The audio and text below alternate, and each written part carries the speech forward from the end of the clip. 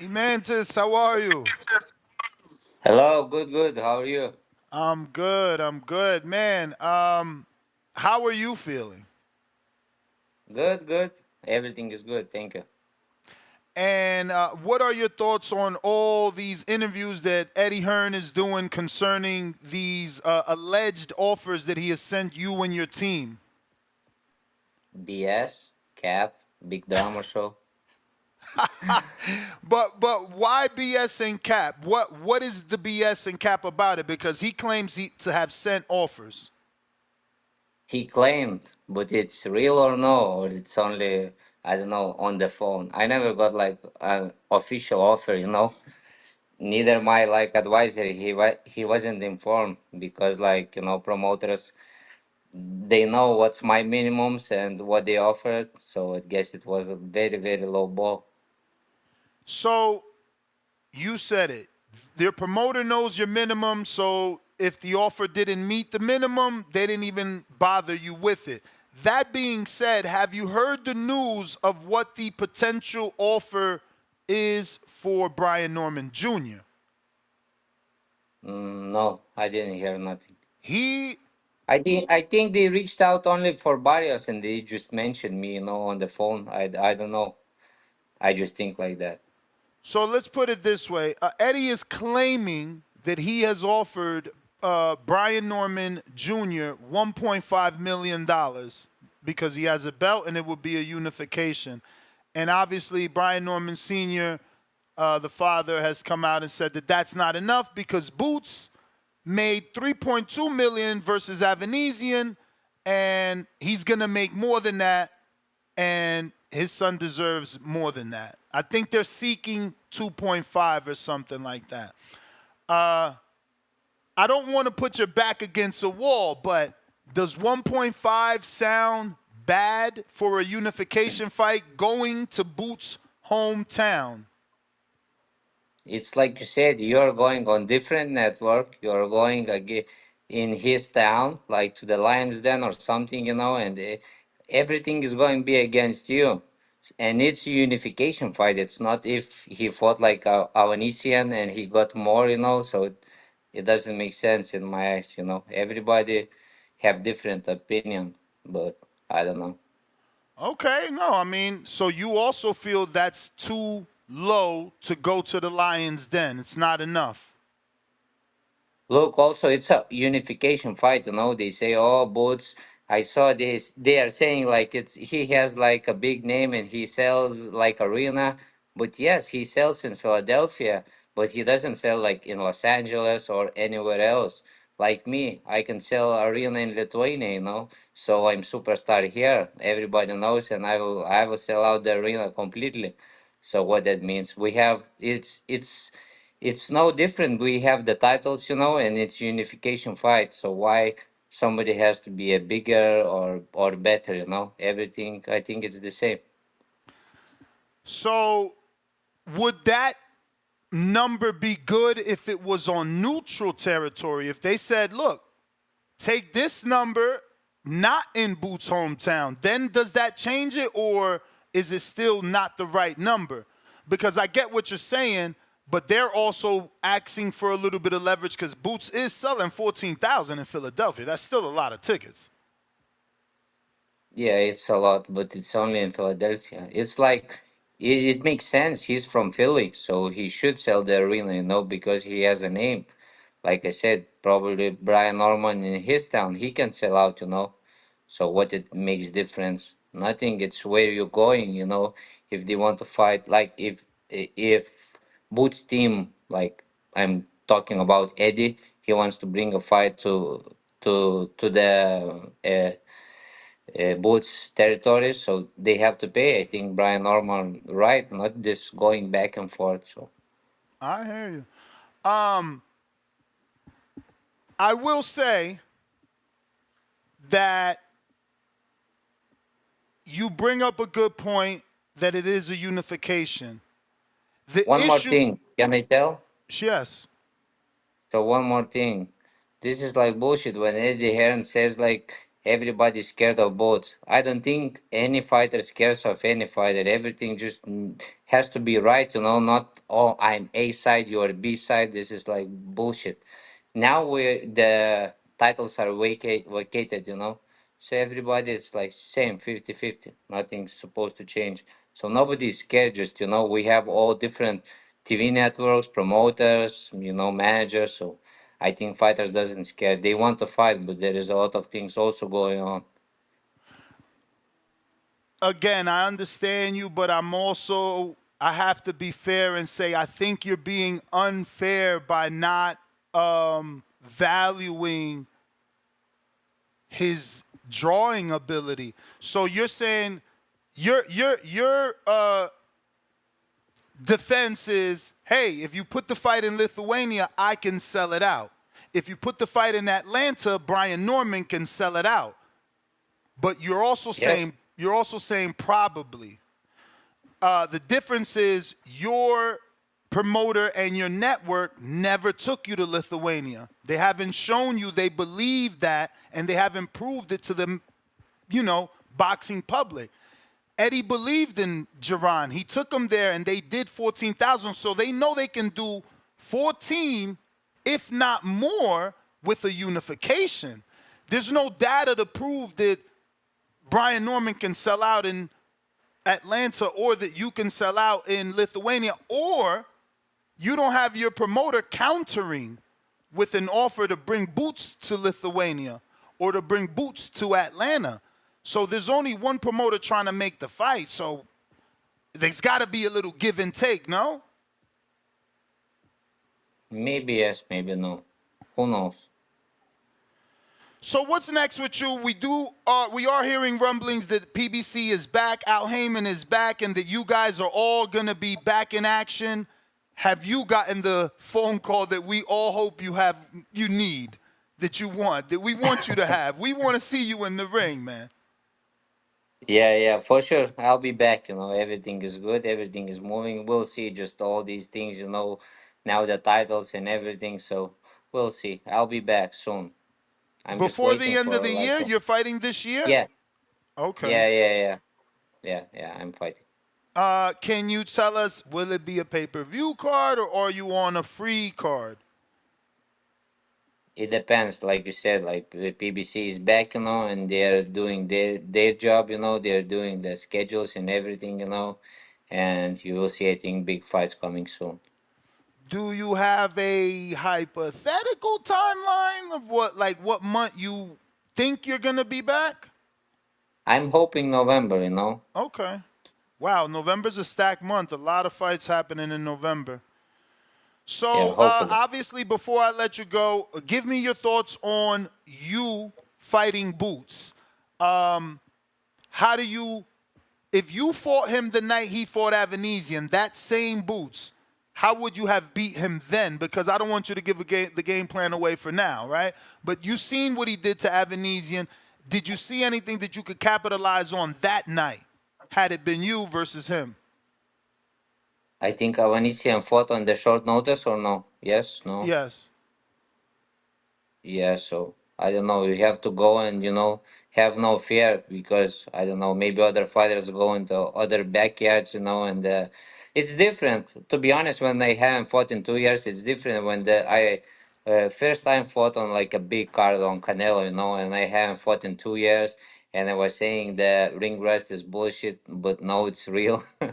You can perform good in the gym, but when the lights is on, the media, I got all this experience first time. So it's different. But now I have that experience, and I don't know. I don't fear anybody. I will fight anybody. And even about Boots, when the COVID was, they offered me twice, honestly, twice, and I accepted the fight. At the moment, probably it wouldn't make sense, because now we can fight for unification, but I said yes twice. Why the fight didn't happen, I don't know. Now, when you say yes, you're saying yes to your team. They Yes, call you. They're like, "Hey, would you fight him?" Yes, I would fight him. But they didn't send you a contract to fight him that you signed or nothing like that. agreed. Yes, for Okay. sure. Yeah, man. Are you giving? this situation any sort of timeline? And by that, I mean your career, man. Since we've been interviewing you for some time, you know, your career's been a little bit stagnant. We've seen a lot of PBC fighters go elsewhere. We know you were offered opportunities to go elsewhere. You decided to stay tight. In your mind, in your wife's mind, is there a timeline? Like, all right, we've given these people a substantial amount of time. Like, it's either now or we got to go do our own thing. Or have you not gotten to that point? You know, I signed the contract after the fight, so they were reached out to my advisor, you know, and we spoke about everything, and they came with a good contract, and I'm happy, you know, and I like PBC. It's my career started with PBC all the time, you know, and all the PBC crew is great, you know, everybody, you know, it's very nice people, so I want to stay with them. For sure, for sure. We got a few from the people, and then we'll get you out of it. Tip Bellis in D.C., he says, what would you think about a fight between you and Keith Thurman? I think I supposed to fight him at one point, but then they changed the fight. So I don't know. He's with age with miles on his body. So it's it's very strange question when somebody asks me how you would do that. I always answer like when you go to the ring, then you will know. You can speculate. I'll do this. I will like other fighters tell. I will smash this. I can tell everybody I can knock him out in 1 second or something. But you have to go and prove it. And do the work, and then you will see. So I don't know if the Well, fight will well, get made at some point. I will show. well, forget about giving us a prediction. Tell us, would you consider fighting him, or do you think he's past his prime and, at one point you wanted it, but now it's too late? Or is he still an opponent you would love to fight? Of course, he has a big name, so why I shouldn't fight him, If he wants and everything makes sense, of course I'll fight. Honestly, guys, I'll fight anybody. Just like, it's sometimes not up to the fighters. There is promotion, like I said, TV networks, everything. I'll fight anybody. I swear, I don't duck anybody. I am not scared. Like, even, with Virgil, everybody was like scared and said, and I supposed to fight him. I said I'm all in for that fight, but it didn't happen. It didn't happen. So next one is now Ennis. Everybody says boogeyman, and everybody's scared, but it's not true. I'll, I I believe in myself. That's the one thing. I train hard. I give it all. On the fight night, we'll see who's the better man, who's more prepared, who's more skilled. All right. I got Malcolm, New York. In a realistic time frame, how long do you think we will have to wait for a fight with you and Boots? This is the fight I've been dying for at 147 pounds. I think it's going to be soon, all the fights. It makes sense for the unification fights. Maybe we'll get one fight or two fights, but I think next year it's for sure, or I think so. All somebody has to be unified. It's supposed to be happen, It's like it has to happen next year for sure. Treese in Toledo, Ohio. Have you thought about going up to 154 pounds? It is a hot division right now. It's all hot divisions. I can go to 140 also, so it's like we'll see where everything lands. You could go to 140. Yes, I can go into the last camp. I was doing training a little bit different, I was reading about the science of the training and everything. I haven't do, let's call it little bit education, zone two training. It's like recovery training, easy training. I haven't do. I always going hard, hard, hard. And then I was overtraining a lot of times because I'm training very hard. So I started doing that, like easy long runs or easy bike rides, for like 1 hour in zone two, nothing. And I felt much, much better, and my weight came down because, of course, I'm disciplined and I was on diet. I cut all the processed food, like completely. Like even before, I was like on clean diet, but sometimes, you get protein bar, you get some protein, some puffs or snack or something. But now zero processed food. I ate a lot, and my weight was dropping like easy. So I think, but it has to be for just only a big fight and a good fight. So I would not go to 140 and kill myself, but I can do it for sure.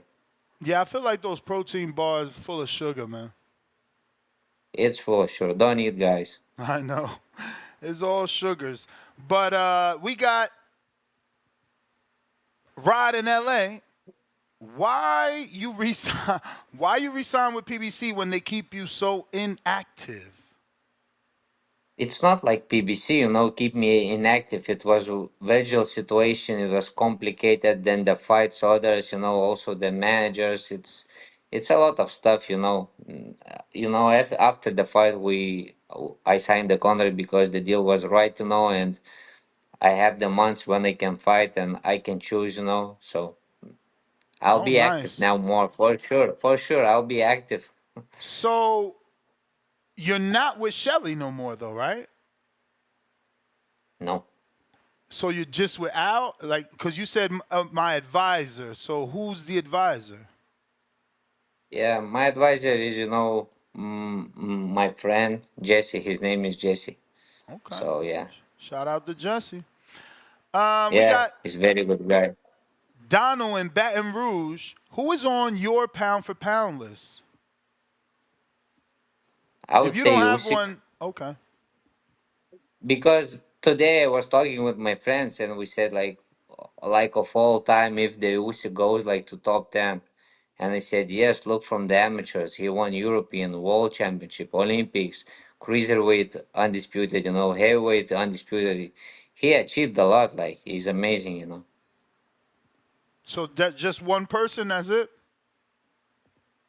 For pound, so I would say Usyk. I would say for sure Canelo. He's like mega star, and Inoue. I like the guy, and I like Gervonta Davis a lot. So, but he needs to go into the pound for pound. I guess you need like have bigger fights or bigger names. Man, two questions because obviously you said you can make 140. Have you considered asking for that Rayo fight? Because you know if you beat Rayo, you get the Tank fight. Yeah, makes sense. Makes sense now. If you could get the Good point, huh? 140, if you could get the 140 and take that belt, I mean, Rayo's the front runner. I mean, there's no time for you to actually do it unless Tank doesn't fight Rayo in November. That is the rumor that he's fighting November 2nd versus Rayo, moving back to 140. But that could have been you. If you really can make 140, there's bigger names at 140. Let's be real. Teofimo Lopez, Devin Haney, Tank potentially can move up. You have Matias, Regis. I mean, there's just bigger names. It's bigger names.